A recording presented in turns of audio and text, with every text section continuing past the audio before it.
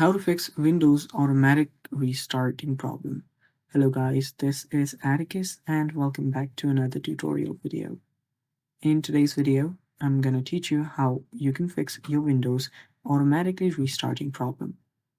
So let's dive right into it. First step is you'll need to search for system properties. So search for system properties in your search bar on your Windows device. You'll find this View Advanced System Settings. Open this up. So there you are on System Properties. You should go to the Advanced section.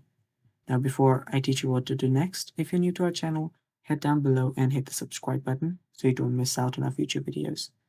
Also press the bell icon so you get notified when we release our new videos. Now let's continue.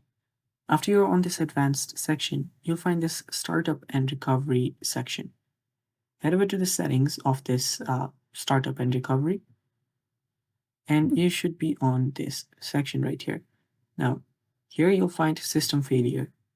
Inside this system failure, you'll find automatically restart. Simply uncheck this box. After you do that, tap on OK. You can tap on apply and then tap on OK again. Doing that should fix the problem of your Windows automatically restarting. And that's basically it for today's video. Thanks for watching. Stay tuned for more upcoming videos and bye bye. Take care.